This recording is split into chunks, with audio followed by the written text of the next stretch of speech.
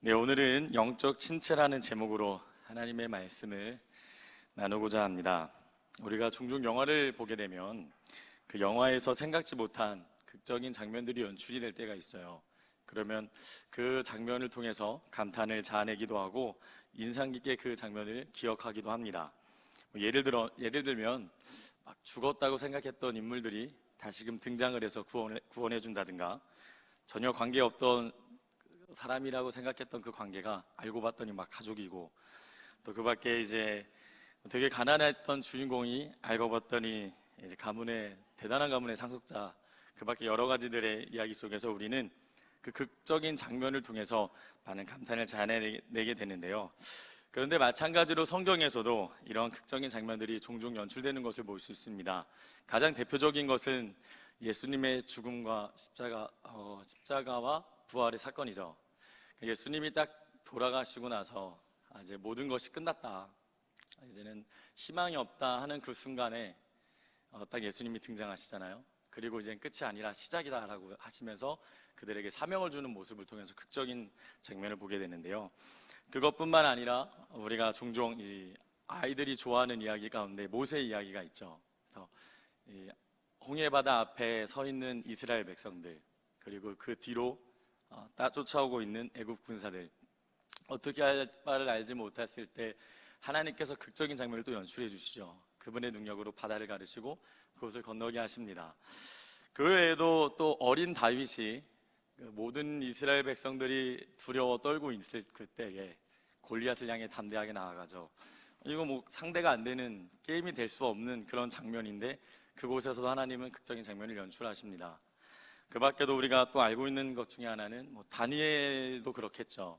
사자굴에 빠져서 죽었구나, 끝났구나 하는 그 순간에 하나님은 사자 입을 막으시는 극적인 장면을 연출해 내주세요. 그리고 또 한 가지가 있다면, 제가 또 좋아하는 본문이기도 하고 이렇게 참 극적인 장면이 아닌가 생각되는 것 중에 하나가 갈멜산에서의 엘리야 이야기가 아닌가 싶습니다. 엘리야 선지자 한 명과 바알과 아세라 선지자 850명이 목숨을 건 대결이었던 거죠. 이런 극적인 장면 속에서 우리는 종종 감탄을 자아내게 되는데요. 그러니까 학생들은 이제 전교생의 2배가 되는 그 사람들과, 그리고 한 명이 대결을 펼치는 거예요. 이게 단순한 대결이 아니라 목숨을 내놓은 장면인 겁니다. 너가 죽느냐 내가 죽느냐, 그런 어떤 치열한 장면을 이렇게 연출해 내는데요. 오늘 본문 말씀의 배경이 되는 이 갈멜산의 이야기를 한번 자세히 들여다보고 우리에게 어떤 교훈을 주는지를 천천히 살펴보고자 합니다. 솔로몬이 죄로 말미암아 그의 아들 르호보암 때에 이스라엘은 결국 분열 왕국이 됩니다. 그리고 한쪽은 남유다가 되고 한쪽은 북이스라엘로 나뉘게 되죠. 그리고 북이스라엘에도 여러 왕이 계속 등장하는데, 그런데 이제 오므리 왕의 아들 아합이 등장을 합니다. 그런데 성경에서는 그 여러 명의 북이스라엘 왕들보다 이 아합 왕에 대해 설명을 좀 더 자세히 합니다. 그리고 구체적으로 말을 해요. 그 특징을 말하는데 무엇이라고 말을 하냐면, 아합을 두고 이전의 모든 사람보다 여호와 보시기에 악을 행한 자라. 그리고 이는 전혀 믿음의 길로 가지 않을 뿐더러 바알을 숭배했던 이세벨이라는 여자를 맞이했던 왕이다 라고 설명하기도 하고요. 또한 바알을 위하여 제단을 쌓는 일도 전혀 서슴지 않는 왕이라고 말을 합니다. 한마디로 하나님께 많은 악을 일삼는 왕이었다고 이렇게 일컬어지죠. 그런 설명이 있고 나서 바로 누가 등장을 하느냐? 엘리야가 등장을 합니다. 그리고 아합 왕이 행하는 수많은 악으로 인해 그 땅에 가뭄이 임할 것을 예언을 해요. 당신이 저지른 그 악 때문에, 그런 악한 행실로 인해서 이 땅에는 가뭄이 있을 것입니다. 그리고 그 예언의 성취가 되어서 그 땅에는 전혀 이슬도 내리지 않고 비도 내리지 않습니다. 그러나 여전히 아합 왕은 변하지 않아요. 그리고 많은 날들이 지나고 제3년에 엘리야가 다시 아합 왕 앞에 나타납니다. 3년 만에 나타난 엘리야는 아합 왕에게 이렇게 제안을 해요. 18장 19절 말씀 보니까, 그런즉 사람을 보내 온 이스라엘과 이세벨의 상에서 먹는 바알의 선지자 450명과 아세라의 선지자 400명을 갈멜산으로 모아 내게로 나아오게 하소서. 바알의 선지자 450명과 아세라 선지자 400명을 갈멜산으로 모으게 돼요. 그리고 누가 과연 참 하나님인지 대결을 펼치자고 합니다. 내가 믿는 여호와가 진짜 참 하나님인지 아니면 당신이 믿는 그 바알이 참 하나님인지 대결을 펼쳐보자고 해요. 이 소문은 당연히 주위에 퍼지고 퍼지겠죠.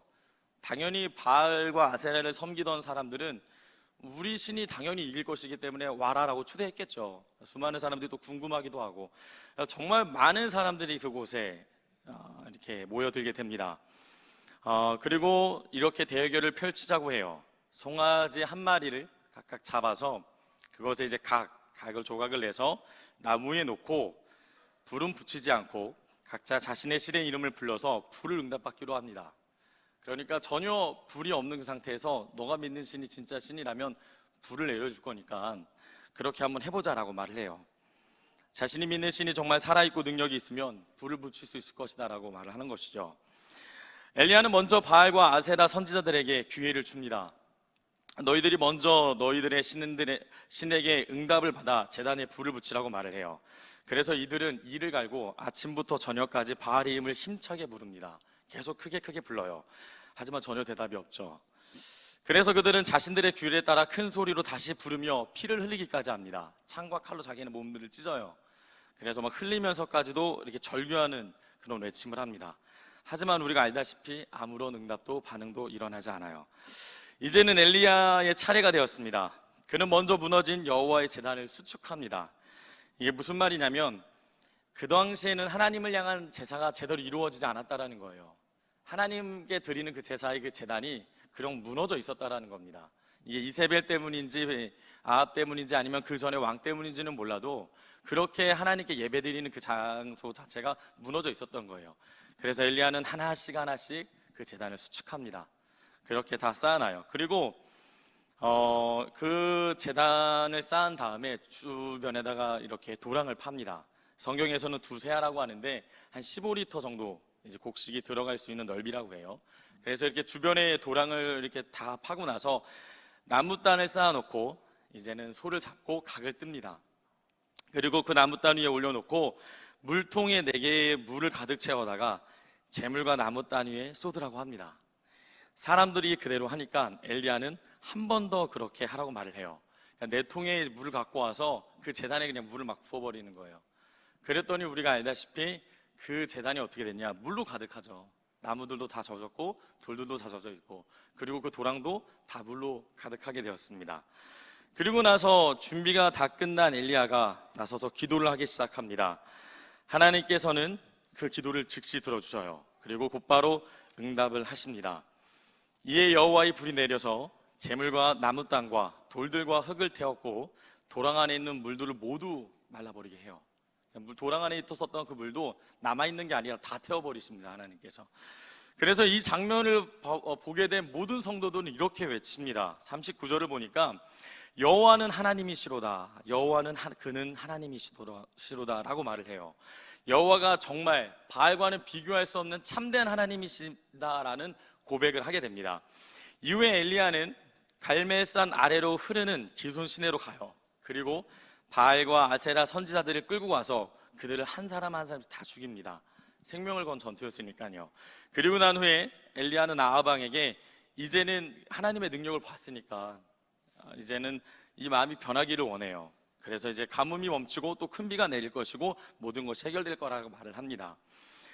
그리고 또 그 예언은 바로 성취가 됩니다. 계속해서 여호와가 참된 하나님을 보여주는 사건이었던 거죠. 이런 이들을 통해 엘리야는 무엇보다도 무척 기뻤을 것입니다. 북이스라엘 땅에 하나님을 믿는 사람은 거의 없다고, 아니 성경에서는 나 혼자밖에 없다는 표현을 계속해요. 하나님을 믿는 사람 나 혼자밖에 없지 않습니까? 나 혼자 상대하겠습니다 이렇게 계속 얘기를 하거든요. 그랬던 이 땅 가운데 하나님은 참 하나님이시다라는 그 외침이 막 울려 퍼졌으니까 엄청 기대가 된 거예요. 이 땅이 이제 새로워지는구나, 이 땅이 이제 변화가 되는구나, 이 땅이 다시 하나님을 보겠구나 라고 마음을 먹습니다. 그리고 나서 오늘 본문 말씀으로 이어지는 거예요. 그런데 오늘 본문 말씀을 봤더니 그렇게 대단한 일을 경험하고 능력을, 하나님의 은혜 가운데 능력을 행했던 엘리야가 영적 침체에 빠지는 장면을 보게 됩니다. 오늘 말씀을 통해서 영적 침체에 빠지게 돼요. 오늘 말씀을 자세히 보니까 개혁은 전혀 일어나지 않았고 오히려 엘리야가 죽게 되는 상황에 처하게 됩니다. 자기의 생명을 위해서 그리고 도망을 하게 돼요. 그리고 도망을 하다 멀리 가서 광야라는 곳에 이르게 됩니다. 그리고 그곳에서 그는 극심한 영적 침체에 빠져 있는 모습을 보여줘요. 소망도 없고 힘도 없습니다. 하지만 하나님은 그곳에서 여전히 그를 도우셨고, 엘리야는 결국 그분 안에서 위로와 소망을 얻게 되는 것이 오늘 본문 말씀의 배경인데요. 영적 침체에 빠졌던 그가 하나님의 은혜로 일어서게 되는 이 본문 말씀을 통해 우리에게 주는 교훈이 과연 무엇일까요? 세 가지로 여러분들에게 말씀드리고자 합니다. 이 본문 말씀이 우리에게 주는 교훈은, 첫 번째는 성도는 누구나 영적 침체를 경험하게 된다는 거예요. 내가 대단하고 내 믿음이 대단하고 내가 기도를 열심히 하고 내 신앙이 뜨거운 것 같지만 나도 모르는 사이에 영적 침체를 경험하기도 한다는 겁니다. 19장 4절 말씀 다 같이 한번 읽어보겠습니다. 자기 자신은 광야로 들어가 하루길쯤 가서 한 로뎀 나무 아래에 앉아서 자기가 죽기를 원하여 이르되, 여호와여 넉넉하오니 지금 내 생명을 거두시옵소서. 나는 내 조상들보다 낫지 못하나이다 하고, 하나님의 승리를 목격했고 그 능력을 체험한 엘리야입니다. 아까도 말했듯이 그는 이 땅의 변화를 기대했습니다. 하지만 도리어 찾아온 것은 이세벨의 죽음에 대한 예고였죠.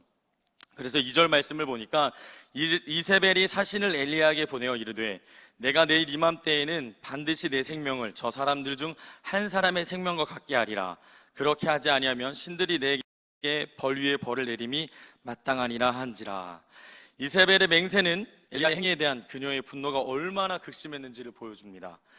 갈멜산 위에서 하나님의 놀라운 영광과 기적이 나타났음에도 불구하고 이 사악한 이세벨, 이 왕비는 헛된 신을 버리고 하나님을 경외하지 않고 오히려 선지자들을 죽이려고 혈안이 되어 있었던 겁니다. 이 말에 엘리야는 두려움에 떨게 된 거죠. 아무런 변화가 일어나지 않음에 대해 실망을 금치 못했습니다. 아합과 이세벨은 여전히 고집스러웠고 강팍하게 이를 데 없어서 아예 마음을 돌이킬 생각조차 하지 않았으며, 도리어 엘리야의 생명이 계속 위태롭게 되었던 것이죠. 엘리야는 그 순간에 영적인 침체에 빠진 거예요. 하나님의 능력이 나타났고 계속 하나님의 은혜가 있는 줄 알았는데 전혀 바뀌지 않는 상황 가운데 낙심이 된 겁니다. 좌절이 됐고 이제는 내가 뭐 어떻게 해야 되지? 이런 고민에 빠지게 됐다라는 거예요. 이세벨의 말을 들은 엘리야는 이세벨에 대한 공포에 사로잡혀서 이스라엘에 거했던 그가 브엘세바라는 그 남쪽 사막까지 도망을 칩니다. 그러니까 이곳은 북이스라엘의 이제 경계 밖이에요. 그러니까 이세벨에게 도망치기 위해서 브엘세바의 밖에 이르는 그 브엘세바까지 도망을 쳤다라는 것이죠. 그는 그 먼 거리를 걸어갔고 또 그 먼 거리에 도착하자마자 자신과 함께 했던 종을 그 종을 그곳에 머물게 하고 광앗길을 혼자 하루 더 갑니다. 그리고 로뎀 나무 아래에서 그는 깊은 영적 침체 때문에 하나님께 나를 죽여달라고 고백을 합니다. 물론 엘리야가 자살을 원한 것은 아닙니다. 하지만 그의 고민이 극에 달했음을 이야기해주고 있다는 것이죠. 엘리야는 극심한 영적 침체에 빠져서 허우적대고 있습니다. 엘리야가 어떻게 저럴 수가 있는가? 하나님의 능력을 체험했는데 어떻게 저럴 수 있는가 하는데, 그런데 오늘날 마찬가지로 우리에게도 영적 침체가 시시때때로 찾아온다라는 거예요. 이런 영적 침체가 누군가의 말 한마디 그리고 누군가의 행동 하나 때문에 마음의 상처를 입고 그저 영적인 침체에 빠져서 절망 가운데 지내는 경우가 종종 있게 된다는 겁니다. 저 또한도 마찬가지입니다. 제가 예전에 그 사역 초반에 경험했던 일인데요. 지난번에 설교하면서도 이렇게 간증했던 일인데, 제가 어떤 일이 있었냐면 학생들과 함께 이제 수련회를 갔죠. 수련회를 가서 그들이 변화되기를 원하는 마음에 기도를 많이 했죠. 많이는 아니어도 그래도 했습니다. 작전 기도를 하고 이게 그때 이제 같이 팀을 만들어서 막 기도를 했어요. 기도를 하고 이들이 변화되기를 소망하는 마음에 막 이 기대에 부풀어서 이제 갔는데, 웬걸 정말 수련회 때 너무 은혜를 받는 거예요. 이제 학생들이 막 눈물 흘리고 막 주님 찾고 난리 나는 거죠. 너무 기분이 좋잖아요. 진짜 이들이 달라지는구나. 그러면서 결단도 하고 이제 열심히 하겠습니다. 근데 전도사였으니까 전도사님이 이제 열심히 하겠습니다 막 외쳐요. 너무 기대가 되고 좋은 거예요. 근데 이제 한 주가 지나고 두 주가 지나니까 본래 모습이 그대로 나타나는 거예요. 교회 나오지 않았던 친구들은 여전히 그 모습 그대로 갖게 되고, 뜨거웠던 그 열심이 조금씩 사라지더라고요. 그 순간에 제 마음 가운데 침체가 확 오더라고요. 어떤 생각까지 들었냐면, 하나님, 제가 이렇게 기도해서 뭐예요? 전혀 변하지 않는데 제가 이렇게 주님 앞에 엎드려서 외쳐봤자 달라지는 게 있을까요? 막 이런 생각이 들더라고요. 그러면서 하나님 앞에 너무 무기력하게 이 사역의 의미가 있는 건지 막 이렇게 막 계속 부정적인 생각에 사로잡히게 되었었습니다. 하지만 결국 그 영적 침체에서 하나님께서 저를 건지셨고 다시 은혜 가운데 사역을 할 수 있게 됐는데요. 이처럼 저뿐만 아니라 여러분들도 영적 침체라는 것을 경험해 봤을 겁니다. 그러면 영적 침체에 빠지게 되면 우리의 삶 가운데 나타나는 특징들이 무엇이 있을까요? 엘리야의 모습을 보니까 먼저는 더 이상 하나님을 향한 갈망이 사라져요. 그리고 뜨거운 열정이 사라집니다. 그리고 무기력이 자리를 잡아요. 말씀을 읽고 싶지도 않고 성경에 대해서 별로 관심도 없고 예배에 대한 기쁨도 사모함도 사라지기 시작합니다. 그리고 은근슬쩍 불만과 불평이 자리를 잡아요. 나에게 상처를 주거나 나를 힘들게 했던 사람들, 아니면 이 환경, 이 상황, 왜 나에게 어려움이 처했지? 왜 이렇게 하나님께서 이걸 허락했지? 라는 그 생각에 사로잡혀서 불만과 불평을 하게 됩니다. 엘리야도 마찬가지였죠. 자기가 죽기를 원하여 이르되 여호와여 넉넉하오니 지금 내 생명을 거두시옵소서. 무기력해진 거예요. 그리고 하나님 왜 이렇게밖에 안 하십니까? 불평하는 겁니다. 그런 모습을 갖게 된다라는 겁니다. 더 나아가서 그 선한목자교회 유기성 목사님이 쓰신 영적 칼럼, 그 영적 침체에 빠졌을 때에 보니까 이런 말들이 있어요. 그분은 영적 침체를 좀 더 깊이 이렇게 다루었는데 이렇게 말을 합니다. 생각은 하는데 몸이 안 움직일 때가 있습니다. 이러면 안 되는데 하면서도 계속 하게 되고, 떠나야 하는데 떠날 수가 없고, 알기는 알겠는데 더 깊은 수렁에 빠져드는 것입니다. 회개를 해도 허공을 치는 것 같고, 기도해야 되는데, 성경을 읽어야 되는데, 성질 부리지 말아야 되는데, 웃어야 하는데, 그 밖에 여러 가지들 실천해야 되는데 안 된다라는 거예요. 그런 자신이 너무 싫고 이러다간 큰일 날 것을 알면서도 좀처럼 벗어날 수 없는 것, 이것을 영적 침체라고 이렇게 이야기하는데요. 저도 이것에 동의하는 바입니다. 그냥 무기력한 단계를 넘어 내가 이러면 안 되는데도 벗어나지 못하는 거예요. 그래서 우리는 지금 내가 신앙생활하면서 지금 영적 침체에 빠져 있는 것은 아닌지를 한번 되돌아봐야 된다는 겁니다. 내가 진짜 지금 주님을 향한 뜨거움이 있는지, 아니면 침체 가운데 허우적거리고 있는 건지. 분명한 것은 누구나 영적 침체를 경험할 수 있지만 우리 주님은 그 영적 침체에서 우리를 일으키기를 원하신다는 거예요. 그래서 우리가 알고 있는 찬양 가운데 나의 등 뒤에서 나를 도우시는 주 하면서 일어나 걸으라 하시잖아요. 근데 그와 반대로 이 영적 침체가 계속 유지되기를 원하는 자들이 있어요. 바로 악한 영들이라는 겁니다. 악한 영들은 끊임없이 이게 지속되기를 원하고 있어요. 끊임없이 이 영적 침체가 계속 이어져서 하나님의 은혜를 갈망하지 못하고 그 기쁨을 맛보지 못하게끔 끊임없이 무너뜨리게 한다는 것입니다. 성도 여러분, 아까도 말했듯이 누구나 영적 침체에 빠질 수 있습니다. 그러나 그것이 길어져서는 안 됩니다. 반드시 일어나야 된다는 것이죠. 그렇다면 우리는 이런 영적 침체에서 어떻게 일어날 수 있을까요? 누구나 경험하는 이 영적 침체에서 내가 어떻게 일어설 수 있을까요? 두 번째 교훈은 무엇입니까? 두 번째는 성도는 하나님의 그 도우심으로 일어날 수 있습니다. 믿으십니까? 5절과 7절, 5절부터 7절 말씀 다 같이 읽어볼게요. 시작. 로뎀나무 아래에 누워 자더니 천사가 그를 어루만지며 그에게 이르되 일어나서 먹으라 하는지라. 본즉 머리맡에 숯불에 구운 떡과 한 병 물이 있더라. 이에 먹고 마시고 다시 누웠더니 여호와의 천사가 또 다시 와서 어루만지며 이르되 일어나 먹으라. 내가 갈 길을 다 가지 못할까 하노라 하는지라. 아멘. 하나님께서는 낙심하고 상심해 있는 엘리야에게 천사를 보내셔서 어루만지시고 위로를 하십니다.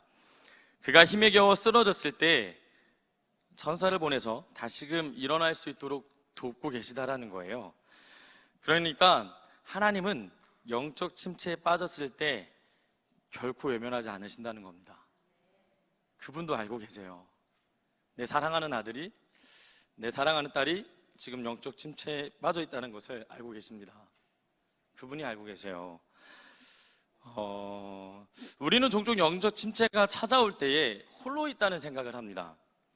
왠지 하나님도 함께 하시지 않는 것만 같은 느낌도 들고, 심지어는 나를 버리신 느낌, 그리고 진짜 외면하고 계시는 느낌, 내가 기도해도 전혀 응답하지 않고 듣지도 않고 계시다라는 느낌을 받게 됩니다.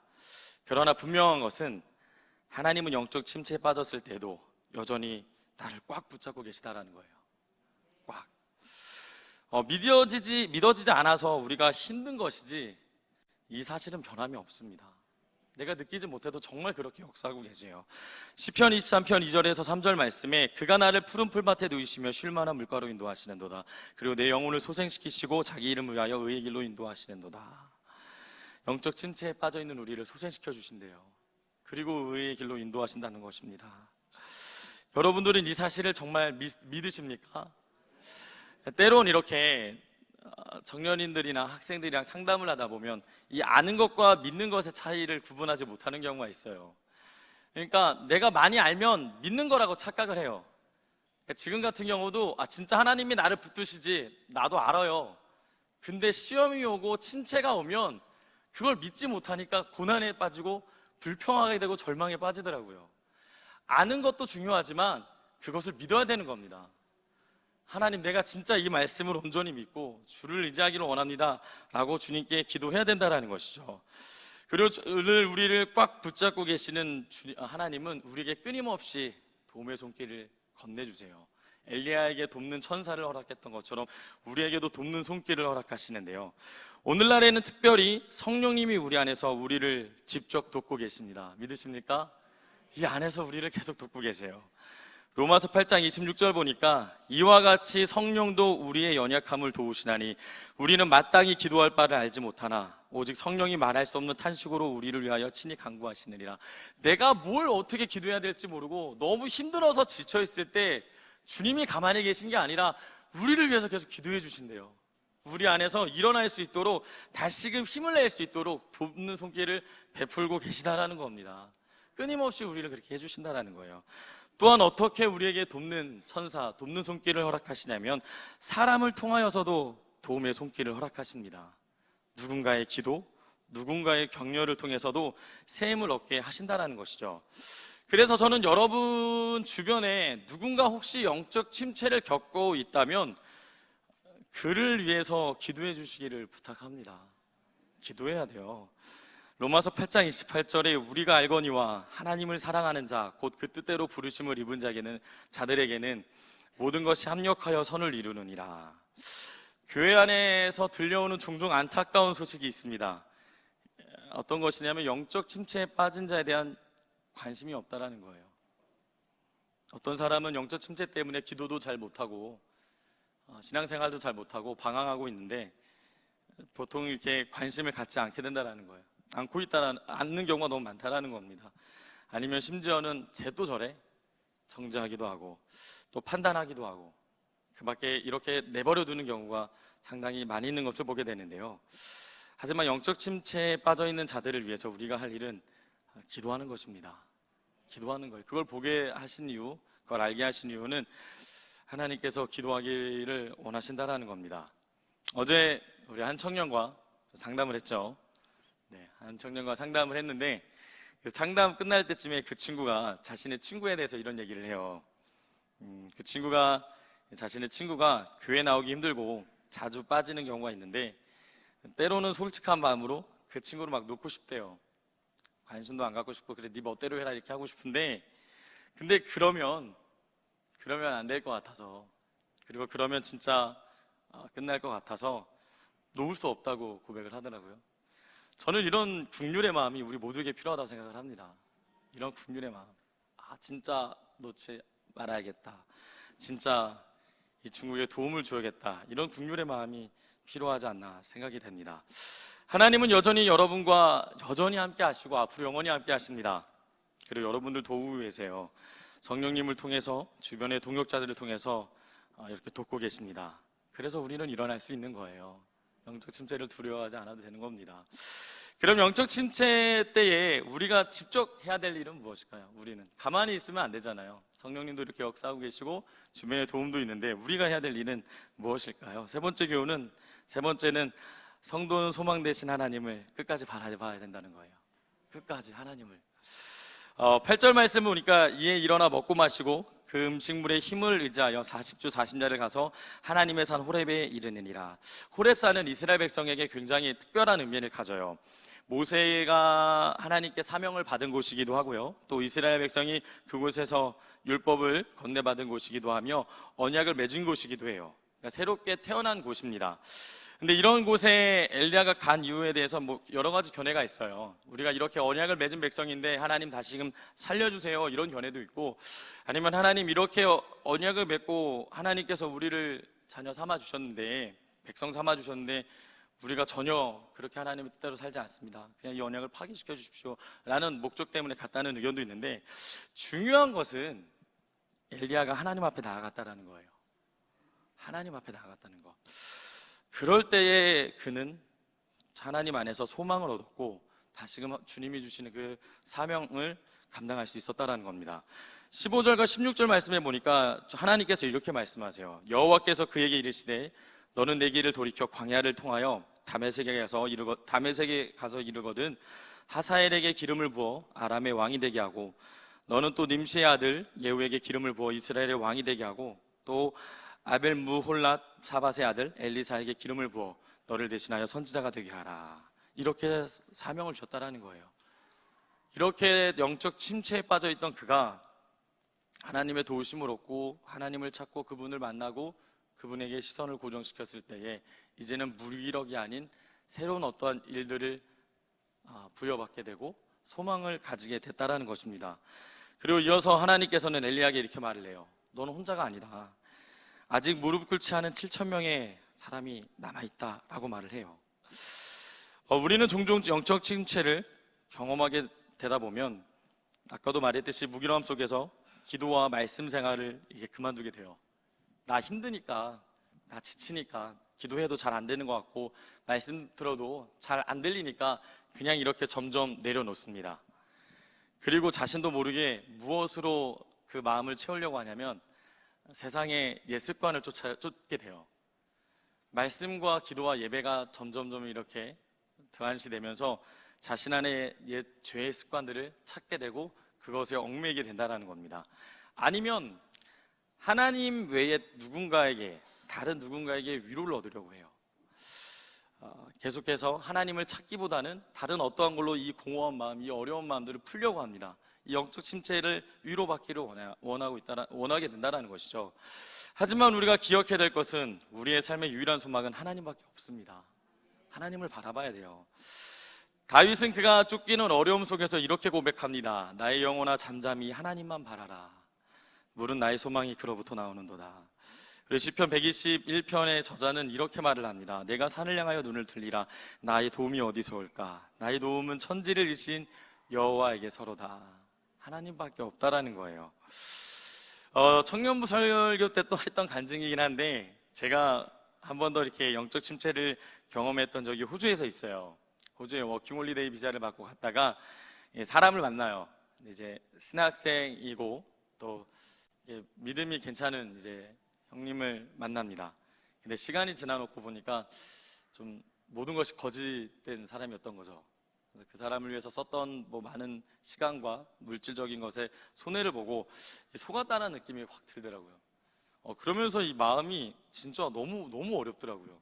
너무 힘들고 어려워서 이게 뭔가 싶어서 누군가로부터 위로를 얻기 위해 막 전화를 걸었어요. 먼저는 이제 부모님께 전화를 걸었죠. 이제 목회하시는 부모님께 이러한 일을 겪게 됐습니다. 어떻게 하죠? 부모님도 막 위로를 해주십니다. 근데 위로가 안 돼요. 그리고 제가 멘토로 여기는 형님 한 분이 계시는데 그분에게도 막 한국에 전화를 해요. 이러한 일을 겪었습니다. 어떻게 하죠? 위로를 받습니다. 근데 사실 마음속 깊은 곳에서 전혀 위로가 안 되더라고요. 정말 그 누구도 이 마음을 위로할 수 없었어요. 정말 내가 이 사람에게는 위로를 받을 수 있겠지라고 했던 그 누구에게도 위로를 받을 수 없었습니다. 그 사람들이 잘못된 게 아니고요.